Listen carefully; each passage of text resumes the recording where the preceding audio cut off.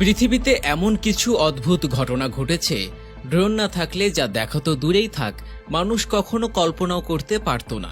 দুর্গম স্থানে ভবন নির্মাণ কিংবা নদীতে রং বেরঙের পানি, অসাধারণ এ দৃশ্যগুলো ড্রোন না থাকলে আপনি কখনো দেখতে পারতেন না। এমনকি ড্রোনের সাহায্যে মানুষের উড়ে বেড়ানোর ঘটনাও ঘটেছে। চলুন তবে দেরি না করে দেখে নেওয়া যাক আমাদের পৃথিবী আজ কোথায় চলে গেছে। প্রথমেই ভারতে অবস্থিত একটি গির্জার দিকে চোখ দেয়া যাক, যেটি অথই পানির মধ্যে অবস্থিত। ভাসমান শহরের নাম শুনলেই চোখের সামনে ভেসে ওঠে ইতালির ভেনিস নগরী। যদিও এদিক দিয়ে খুব একটা পিছিয়ে নেই ভারতও। ভাসমান বাজার, ভাসমান হোটেল, এমনকি ভাসমান পোস্ট অফিসও আছে এই দেশটিতে। জম্মু কাশ্মীরের রাজধানী শ্রীনগর গেলেই পাবেন এসব কিছু। তবে কর্ণাটকে অবস্থিত ভাসমান এই গির্জাটি এই সব কিছুকেই যেন ছাড়িয়ে যায়। গির্জাটির নাম শেট্টিহাল্লি রোজারি চার্চ।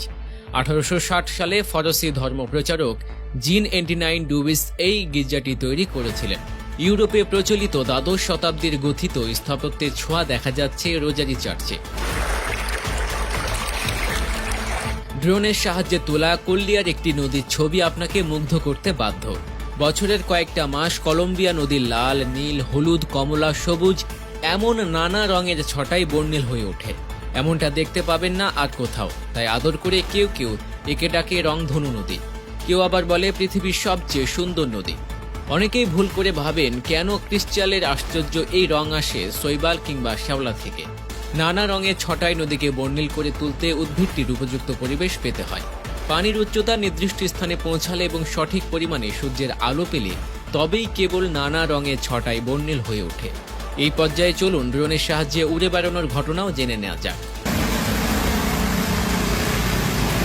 অনেক আগেই ড্রোন দিয়ে ঈগলের চোখে পৃথিবীকে দেখার স্বাদ পূরণ হয়েছে মানুষের। সাম্প্রতিক সময়ে যে কোনো ভিডিও চিত্র ধারণ করতেই দেখা যায় ড্রোনের শট, কিন্তু সেই ড্রোনে চেপে যে মানুষও উঠতে পারে এটা ভাবাটা বেশ কঠিন। সেই অসাধ্যকে সাধন করার এমন ভিডিও সামাজিক মাধ্যমে বেশ ভাইরাল হয়েছে, যার পর থেকে শোরগোল পড়ে গিয়েছে নেটিজেনদের মধ্যেই।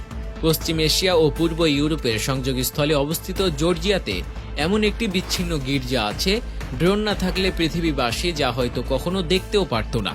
দেশটির রাজধানীর খুব কাছেই অবস্থিত গির্জাটির মধ্যে স্থাপনা পৃথিবীর অন্য আর কোথাও নেই।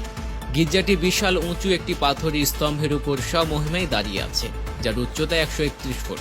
এখানে যে ধর্মগুরুরা থাকেন তারা প্রতিদিন 20 মিনিট ধরে লোহার তৈরি মই বেয়ে উপরে ওঠেন। তবে পর্যটক এর অসাধারণ সৌন্দর্যকে উপভোগ করতে পারেন না, কারণ জনসাধারণের জন্য এই গির্জাটিতে ভ্রমণ সম্পূর্ণ নিষিদ্ধ।